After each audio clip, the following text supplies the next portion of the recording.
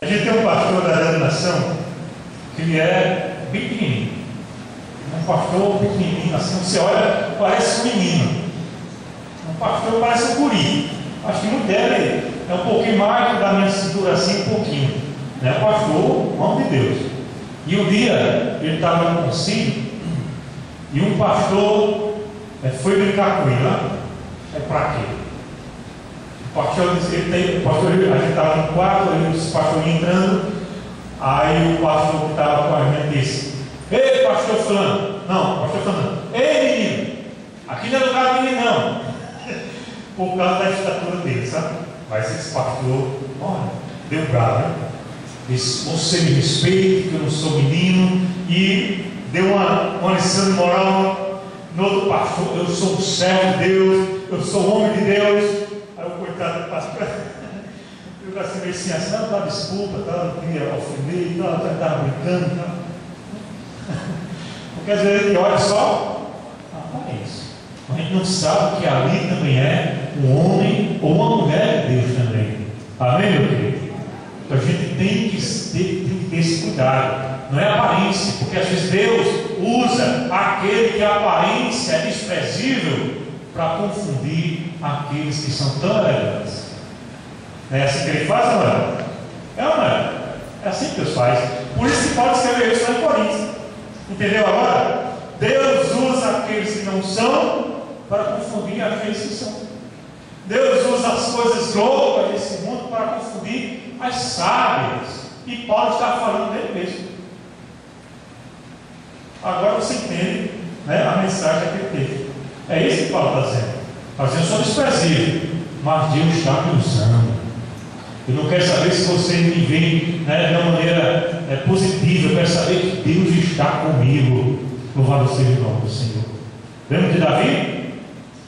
Quando o profeta Samuel chegou lá, Jessé foi colocar na fila dos seus filhos e colocou um mais bonito que o outro, né? Um mais bonito que o outro. Aí o profeta disse: ei, isso aí vai ser isso aí o rei. É ele, não só pode ser esse. Camarada vistoso aí, modelo, né, internacional, camarada altamente elegante, só pode ser esse.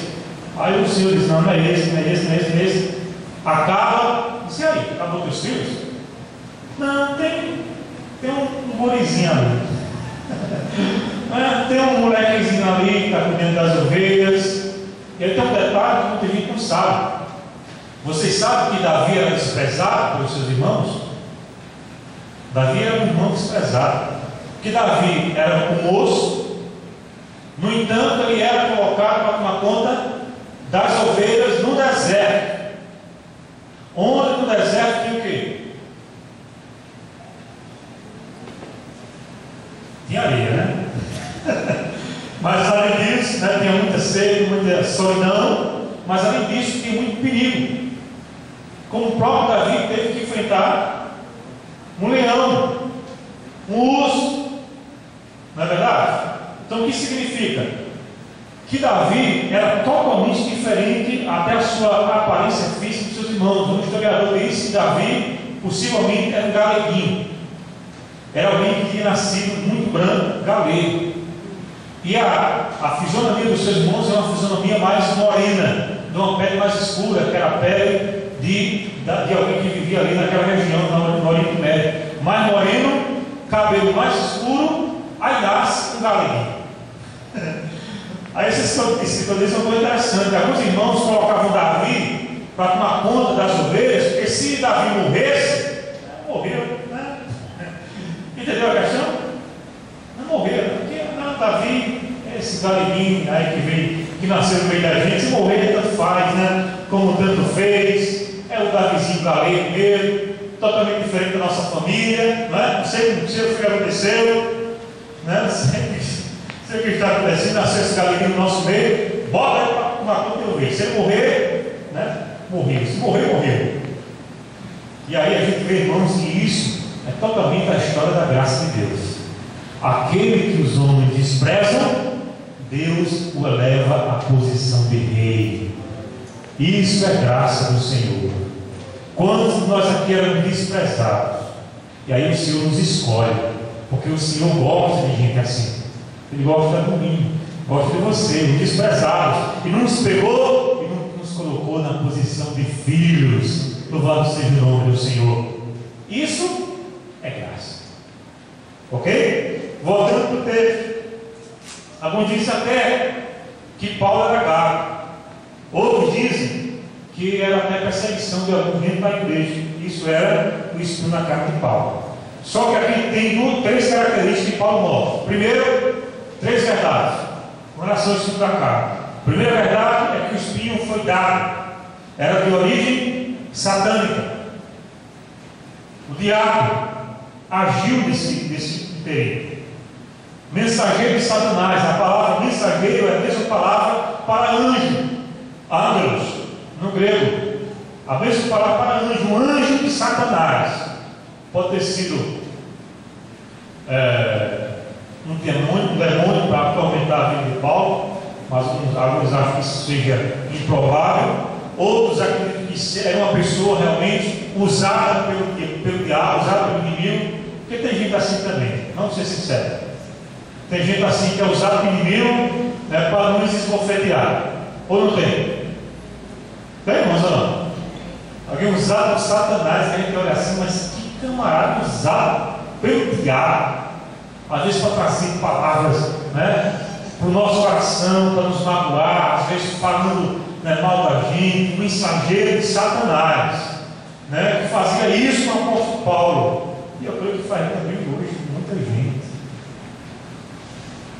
Satanás é especialista em afligir pessoas, como no caso de Jó, tudo permissão de Deus, evidentemente, da mulher israelita lá de Lucas 13, verso 16, que sofria 18 anos na mão de Satanás, e tem muita gente hoje ele sofrendo nas mãos do diabo. O jovem de Corinto também, que Paulo teve que entregar a Satanás, 1 Coríntios 5:5. Em segundo lugar, a outra verdade desse texto, que era uma dor muito forte que Paulo sentia.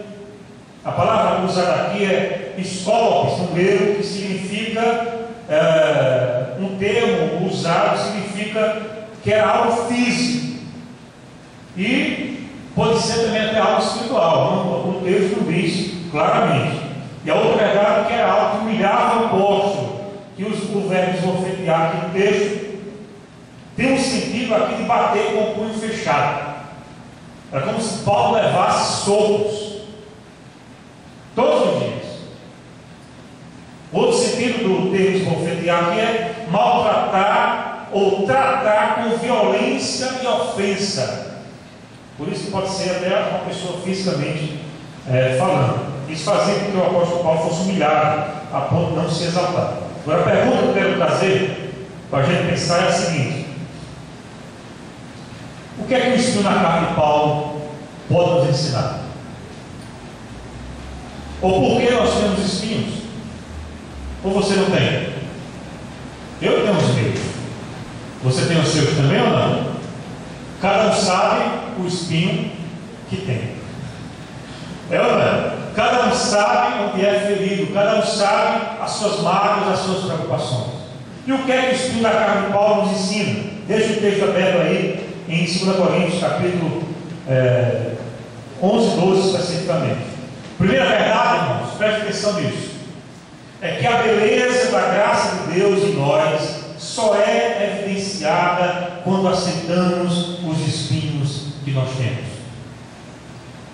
Vou repetir: a beleza da graça de Deus em nós só é evidenciada quando aceitamos os espinhos que temos.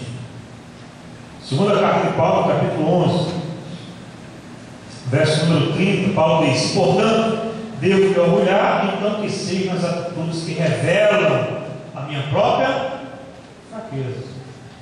O espinho na sua carne serve para quê? Primeiro, para evidenciar a beleza da graça de Deus. Se eu sofro, por que eu sofro? Para que eu possa entender que eu sou barro, eu sou fraco, e o Senhor é que é a minha força. Se eu não tiver espinho na minha carne, eu vou pensar que eu sou alguma coisa. Eu vou querer me orgulhar, eu vou querer me exaltar. Aí Deus permite os espinhos, que é para a gente reconhecer que se não for a graça de Deus em nós estamos perdidos. C.S. Lewis, o grande escritor, diz uma coisa interessante. Diz: Deus sussurra em nós na saúde e prosperidade, mas sendo maus ouvintes, deixamos de ouvir a voz de Deus. Aí, então ele grita, ou melhor, ele gira o botão do amplificador por meio do sofrimento. Aí então ouvimos o rebombar da sua voz. É interessante isso. Quando Deus fala com a gente na prosperidade, geralmente nós não escutamos, mas está tudo bem, está tudo bem. Por que eu vou ouvir Deus se está tudo bem? E aí Deus permite que a gente sofra, que a gente tenha dons, que a gente caia, que a gente peque ou que a gente passe por algum sofrimento. Para quê? Para quê, irmãos? Para a gente voltar a ouvir a voz de Deus. A primeira verdade que eu quero que você guarde no teu coração nessa noite. A segunda verdade é que os espinhos são consequências do pecado em cada coração. A Bíblia diz que quando a terra era perfeita, não existia espinhos nem abrolhos. Antes do homem pecar, não existia espinho. Está pensando nisso? Depois que o homem pecou, foi que começou a produzir espinhos, abrolhos. Começou a se criar espinhos, o que quer dizer que o espinho é consequência do pecado em cada coração. Também, não é? Ora, e qual era o pecado que Paulo tinha? Talvez, por tudo quanto ele recebeu, pelas revelações que ele teve, ele sentisse uma vontade de se exaltar, de se orgulhar, porque isso é natural do ser humano. Ou não é? É ou não? É que vocês acham? Tem certas pessoas que não podem ter alguma coisa, porque se tiverem, começa a se orgulhar, começa a se achar melhor do que os outros. Você conhece pessoas assim ou não? Eu conheço um monte, né? Que quando não tinha nada, era uma pessoa humilde, uma pessoa que buscava a Deus, uma pessoa, né, de consagração e tal. Aí quando Deus começa a permitir que ele prospere de alguma forma, e aquela pequena prosperidade que ele tem já enche o coração dele, e daqui a pouco ele já não fala mais com ninguém, né? Você fala: e aí, irmão? Hein? Fala comigo, irmão, né? Eu não posso atender, agora estou ocupado, né?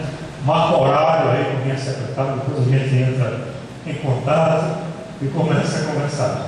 Alguns pastores, né, também entendem isso, a se orgulhar. Às vezes por besteira, por bobagem, né? Às vezes começa, né, a ter algum sucesso, começa a ter alguma evidência e tal, e já se acha o tal. Não sou eu, né? Sou eu que faço, sou eu que acontece, né? Quando eu estou, a coisa acontece, Deus opera.